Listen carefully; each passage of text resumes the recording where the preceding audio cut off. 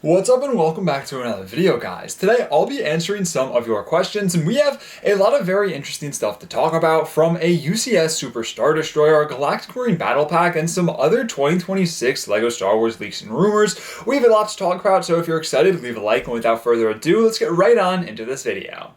Our first question for today comes from Brickboy301, and they say, will we get a new Count Dooku in 2027? You really want one, but it is so expensive right now. And if so, what set would he be in? And Count Dooku being a great minifigure and such an iconic character, but very expensive. I believe the realistic version is exclusive to that 2013 set, and then all of the Clone Wars versions I believe are out in the Malevolence, the Solar Sailor, and I think it came out in one more. Oh yeah, the watch. I need to get one of those watches. But yeah, when it comes down to a Count Dooku, I feel like if we did get sets for Attack of the Clones, there's a very high likelihood to see him there. I feel like that is kind of where he was most prevalent, other than Revenge of the Sith. I doubt that we'd ever see him in his Clone Wars version again, but when it comes down to his actual form in episode 2 and episode 3, I feel like if we got sets, like if we got a Geonosis Arena or something like that, a Count Dooku would definitely be a minifigure that we saw. Or if we got a remake of the set that he came back in 2013 with the Yoda versus Count Dooku, I think that could also be a really cool one to see. Or if we got the other side of that, where it was Anakin and Obi-Wan versus Count Dooku, I think there's a lot of possibilities to see a Count Dooku. And a lot of people say the next time that we get a Saruman from The Lord of the Rings, we'll be seeing a Count Dooku as well, because last time we saw both of those figures was in 2013,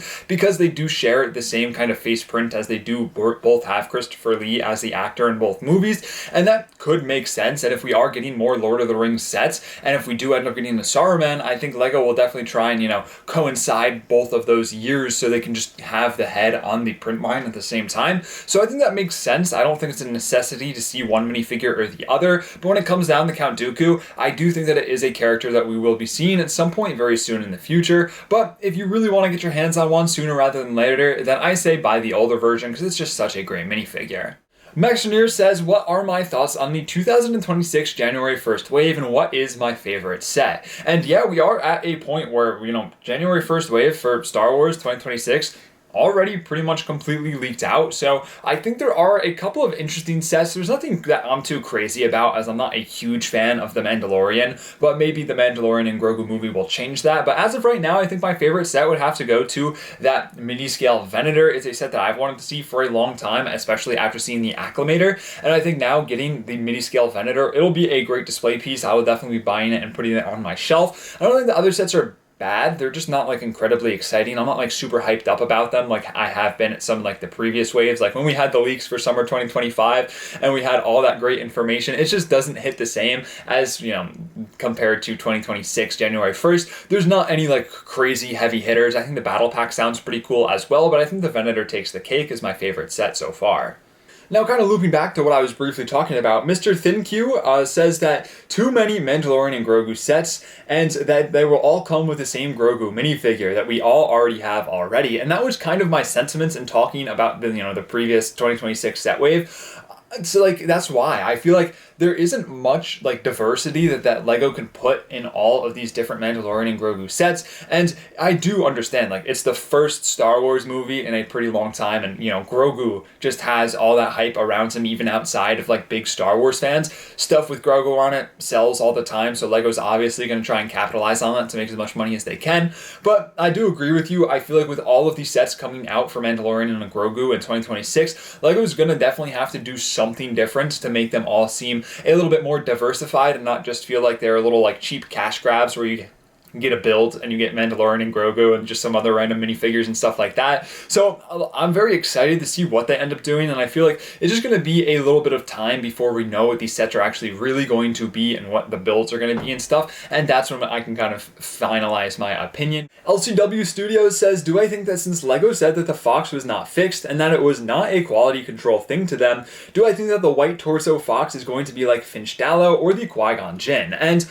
I don't think that it is in that same vein. And to be honest with you, when LEGO said it wasn't quality control, I think they were just lying to, cover up their issue, their thing. There's no way that they wanted his breastplate to be pink. There's no way that that is what they were going for when making that set. It's definitely a quality control thing where the red bleeded onto the white, and they just didn't want to admit it because, you know, Lego, only the best is good enough, or whatever they say, and it's just not true for them. But I don't think it will be in the same vein for a couple of reasons. Is the first, if it's put into all of the new sets, which I think it is, it won't really be like crazy hard to get because it's not like it's the older sets, it's the newer sets. So if you went and bought a new gunship, you would get the new Fox. It's not like the other way around where it's the old one. And in the flip-flop, I don't think the old one will be worth anything. First of all, because it's a worse version, and also because it's, you know, been on shelves for so many years. Everyone already has that version of Fox. So I don't think it will be in that same vein as something like Qui-Gon Jinn or Finchtallow, where they were only available for a small run of the sets, like in the first tiny bit of the wave. So I don't think it will be in the same vein, and I think it is kind of messed up that Lego just lied and said that it wasn't an issue with quality control and tried to play it off like they wanted it to be a bad version of the minifigure. It's just a little bit sad to see, but I am happy that they finally fixed it. But they should just own it up in the first place. I think people would, you know, respect them more if they owned it up instead of trying to lie to cover it up. But that's just my opinion on it. Mason RV5 says, if I could create my own Lego wave with one UCS Master Builder Series battle pack and larger playsets, what would I put in? And to keep this as brief as possible, I'm going to rapid fire this. And now this is all just what I want to see. As for the UCS set, I really want to see a UCS Ghost. I think that would be so sick to see. Ideally based off of Star Wars Rebels. I'm a big Rebels fan, so you could get the UCS Ghost, and then you could get all of the great minifigures that would coincide that, like your Zeb, your Ezra, your Kanan, your Hera, your Sabine. You get the idea, but you could get so many great minifigures and such a great build there. And as for the Master Builder Series set, I think there's two ways that you can go with this one. I think, you know, the common answer would be a new version of the Ewok Village. That's one that a lot of people have wanted to see, and one that was kind of rumored to be going around, but, you know, we haven't seen anything, you know, backing that just yet. But I do think something like that would be great to see. But personally, I want to see a Master Builder Series Camino based off of the Clone Wars, where you could get all of the really cool minifigures. Maybe you'd get a 99, you could get a 5s, an Echo, you could get all the ARC Troopers, Ventress, Anakin. You could get the whole works in a Master Builder Series Camino set. Very unlikely, but if it's my ideal wave, I want to see Camino. I think it definitely deserves a Master Builder Series set, kind of similar to what we saw with the Cloud City. And then as for a battle pack, I have to go with a Wolfpack battle pack. I love the Wolfpack. They deserve a new battle pack. They just deserve a battle pack, and we haven't seen them for so long. A larger playset, gotta be a Venator. It's been so long since we've seen a playset Venator, and I think that would be perfect to see. And then as for all of the playsets, I feel like you can kind of go anywhere with all of these. I think a couple that we definitely need to see is a new ATST. I know it hasn't been so long, but, you know, we keep getting the AT-ATs. No ATSTs since the last Hoth one in 2021, I want to say. I don't actually know, but I think the ATST is just really cool, and I want to see another one because I actually don't have one in my collection. I want to see a new Darth Vader's transformation, and then there's just a bunch of other stuff out there as well. Maybe like a new AV7 cannon, maybe getting some more Imperial sets. We're definitely been lacking, as well as some Rebel sets as well, but like good play sets, not like these stupid super battle packs and like little like bad sets that we've been seeing. I don't know. I think Lego definitely can cook with some more play sets. It's just been a while since we've really had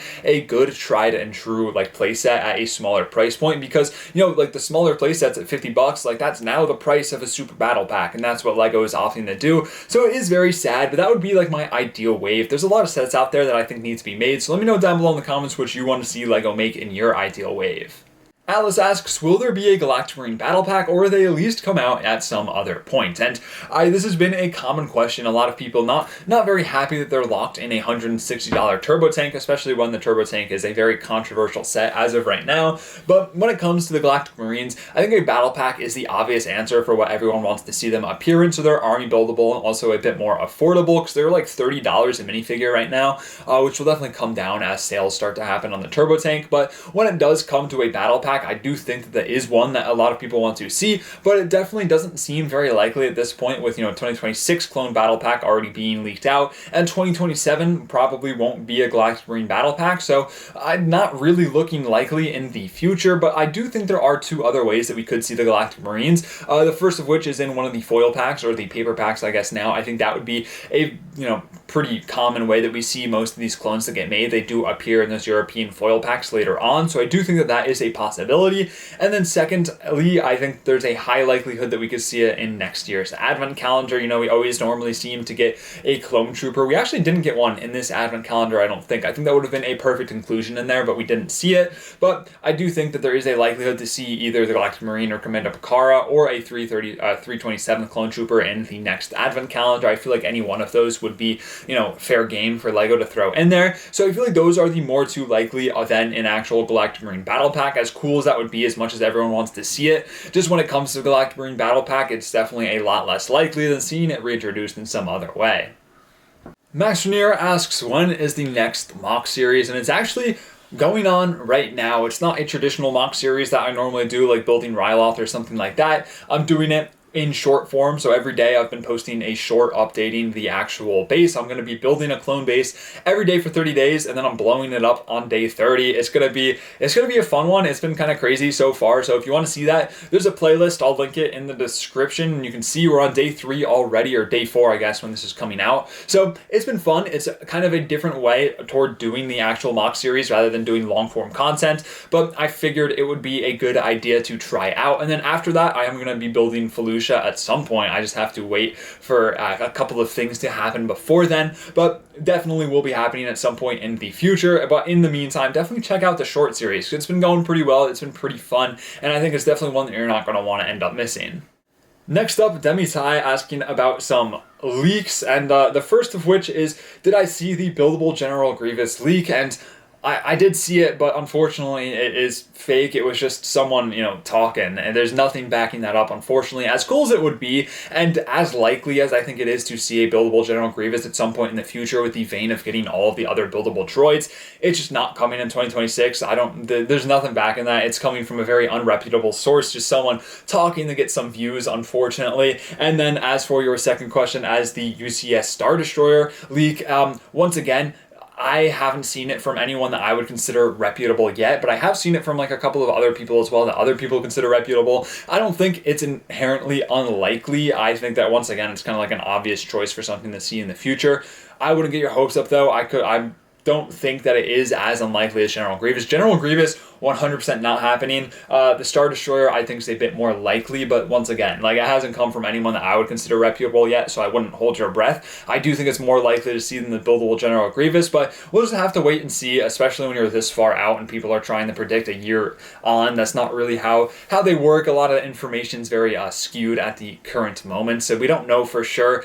I just don't get your hopes up on anything this early. The only thing that we really have locked in are, you know, the January 1st sets as well as the March sets that we've been talking about on this channel already. So as for the UCS Star Destroyer, it would be really cool to see. I think we're definitely overdue for a new one, but once again, that'd be another $1,000 UCS set, and is LEGO going to make another $1,000 UCS set to put next to the Death Star on shelves? This doesn't make sense. So I wouldn't get your hopes up. It's just, I don't think it's going to happen. I do think it's possible to happen coming in like the next year, maybe year 2, 3 maybe, but it's probably not going to be happening in 2026. But I'd love to be proven wrong. I think it'd be a really cool set. We'll just have to wait and see. And lastly, not really, it was a question from a lot of people, but everyone was asking, is the light brick going to ruin LEGO Star Wars? And, you know, the light brick has been a very controversial topic in terms for LEGO Star Wars, especially when looking towards some of the sets like the $100 X-Wing that's going to have that light brick included. And now it's kind of rumored that there's going to be even more sets with the light brick, like Vader's TIE Advance is going to have the smart brick, the X-Wing that we were talking about, as well as a couple of other sets. And, well, I don't necessarily think it's ruining LEGO Star Wars, but I think in the vein, like, it's not doing much good. But we're going to have to wait and see, because to be honest, I still don't know what the light brick does. It, you know, lights up, makes noises, it does stuff, you know, but I don't know. I think it's interesting, I think it's cool, and I think it has the potential to elevate these sets, but it's also elevating the prices so much to make it so, like, people aren't going to want to buy a $100 X-Wing just because it has a little brick that lights up and makes noises. Like, that's stupid. And it's just, especially when the X-Wing looks as bad as it does, it's like, I don't understand. I think I'll definitely have to wait to see the light brick in hands, because like I said, or the smart brick in hands, because once again, I said, I don't really know exactly what it does. I've read a lot of stuff about it, but I think the people that are, you know, writing that stuff also don't know exactly what it does just yet. So we'll just have to wait and see. I don't think that it is necessarily doing any good for LEGO right now, but I also don't think it's going to ruin LEGO Star Wars. And I think worst case scenario, if it does really bad this year, LEGO's trying it out. They're testing the waters, and worst case scenario, they just get rid of it. And, you know, is what it is. I think at the end of the day, I think it could be a very cool thing, and I'm happy that LEGO is trying to implement new things to, spice up the sets a little bit. I don't think they have to go as crazy as to put it in this many sets. I think they should have, tried it out with maybe like 2 or 3 sets and not gone through and done it into as many sets as they did. But it'll be interesting to see. I'm very excited to see what ends up happening with it. But that is going to do it for this Q&A. A bit of a shorter one. I'm sorry for that. But thank you all so much for watching. Thank you to everyone who asked a question. And if you have any questions you'd like me to answer in the next installment of this series, let me know down below in the comment section of this video, and I'll try my best to get to them in the next episode. Thank you all so much for watching. Stay safe. Drew, signing out.